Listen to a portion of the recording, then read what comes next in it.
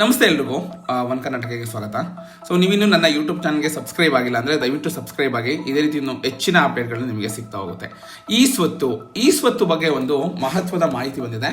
ಏನಂದ್ರೆ ಸ್ವತಃ ಸಚಿವರೇ ಈ ಅಪ್ಡೇಟ್ನ ತಿಳಿಸಿದ್ದಾರೆ. ಏನಂದ್ರೆ ಈ ಸ್ವತ್ತು ಮತ್ತಷ್ಟು ಸೌಲಭ್ಯ ಕಲ್ಪಿಸ್ಕೊಡ್ತಾ ಇದ್ದಾರೆ. ಹಾಗೆ ಖಾತೆ ಮಾಡಿಸೋದಾಗಿರ್ಬೋದು ಅಥವಾ ಬಹುಮಾಡಿ ಕಟ್ಟಡ ಒಂದು ಅರ್ಜಿ ಸಲ್ಲಿಕೆ ಇರ್ಬೋದು, ಅದ್ರ ಬಗ್ಗೆ ಕೂಡ ಒಂದು ಅಪ್ಡೇಟ್ ಇದೆ.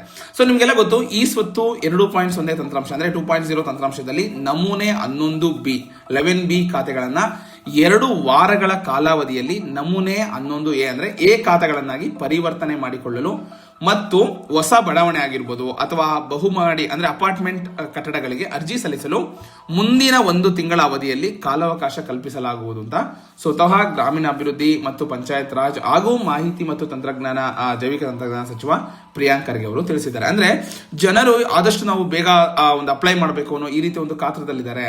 ಸೊ ಅವ್ರಿಗೆ ಒಂದು ಗುಡ್ ನ್ಯೂಸ್ ಅಂತಾನೆ ಹೇಳ್ಬೋದು. ಇನ್ನು ಈ ಸ್ವತ್ತು ಪ್ರಕ್ರಿಯೆ ಹಾಗೂ ತಂತ್ರಾಂಶವನ್ನ ಹೆಚ್ಚು ನಾಗರಿಕ ಸ್ನೇಹಿಯಾಗಿ ಅಂದ್ರೆ ಜನಗಳಿಗೆ ಈಸಿ ಆಗೋ ಹಾಗೆ ಮಾಡಿ ಅನುಷ್ಠಾನಗೊಳಿಸಲು ಇಲಾಖೆ ಬದ್ಧವಾಗಿದ್ದು ಅದರ ಅನ್ವಯ ತಂತ್ರಾಂಶವನ್ನು ನಾವು ಅಭಿವೃದ್ಧಿ ಪಡಿಸ್ತಾ ಇದೀವಿ. ಈವರೆಗೆ ಆನ್ಲೈನ್ ಮೂಲಕ ಅಂದ್ರೆ ಆನ್ಲೈನ್ ಅಲ್ಲೇ ನಮಗೆ 21,429 ಅರ್ಜಿಗಳನ್ನ ಸ್ವೀಕರಿಸಿದೀವಿ. ಅನುಮೋದನೆಗಾಗಿ ವಿವಿಧ ಹಂತದಲ್ಲಿ ಬಾಕಿ ಇದೆ. ಅಂದ್ರೆ ಕೆಲವೊಂದು ಅಪ್ಡೇಟ್ಗಳಾಗಿರ್ಬೋದು ಅದನ್ನು ಬಾಕಿ ಇದೆ.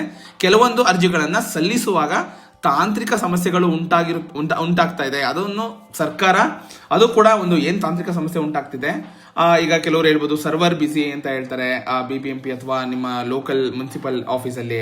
ಸೊ ಅದು ಕೂಡ ಸರ್ಕಾರದ ಒಂದು ಗಮನಕ್ಕೆ ಬಂದಿದೆ ಅಂತ ಅವರು ತಿಳಿಸಿದ್ದಾರೆ. ಹಾಗೆ ಅವುಗಳನ್ನ ಸರಿಪಡಿಸುವಲ್ಲಿ ಒಂದು ಕ್ರಮ ಕೈಗೊಳ್ತೀವಿ.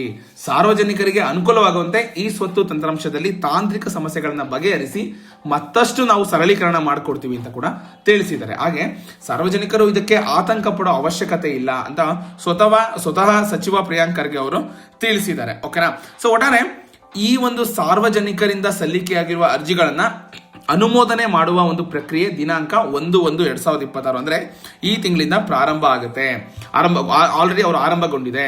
ಸಾರ್ವಜನಿಕರು ಈ ಸ್ವತ್ತು 2.0 ತಂತ್ರಾಂಶದ ಆನ್ಲೈನ್ ಪೋರ್ಟಲ್ ಮೂಲಕ ತೆರಿಗೆ ಮತ್ತು ಪ್ರಿಂಟಿಂಗ್ ಶುಲ್ಕವನ್ನ ಪಾವತಿಸಿ ಈ ಖಾತವನ್ನ ಡೌನ್ಲೋಡ್ ಮಾಡಿಕೊಳ್ಳಲು ನಾವು ಅವಕಾಶ ಕಲ್ಪಿಸಿದೀವಿ ಅಂತ ಸ್ವತಃ ಸಚಿವ ಪ್ರಿಯಾಂಕ್ ಖರ್ಗೆ ಅವರು ತಿಳಿಸಿದ್ದಾರೆ. ಅಂದ್ರೆ ಇವಾಗ ಈ ಆಸ್ತಿ ಅಥವಾ ಈ ಸ್ವತ್ತು ಏನಿದೆ, ಓಕೆನಾ, ಸೊ ಅದು ಕೂಡ ಕಂಪ್ಲೀಟ್ ಆನ್ಲೈನ್ ಮಾಡಿದ್ದಾರೆ. ಓಕೆನಾ? ಸೊ ನೀವು ಕೂಡ ಅಪ್ಲೈ ಮಾಡಬಹುದು ಅಥವಾ ಆಫೀಸ್ಗೆ ಹೋಗಿ ಕೂಡ ಅಪ್ಲೈ ಮಾಡ್ಕೋಬಹುದು. ಇನ್ನು ಈ ಸ್ವತ್ತು ಅಥವಾ ಈ ಖಾತೆ ಏನ್ ಹೇಳ್ತಾರೆ, ಆ ಒಂದು ಅರ್ಜಿ ಸಲ್ಲಿಸಲು ಯಾವುದೇ ಒಂದು ಕಾಲಾವಧಿನ ನಾವು ನಿಗದಿಪಡಿಸಿಲ್ಲ. ನೀವು ಯಾವಾಗಾದ್ರೂ ಮಾಡಿಸ್ಕೋಬಹುದು.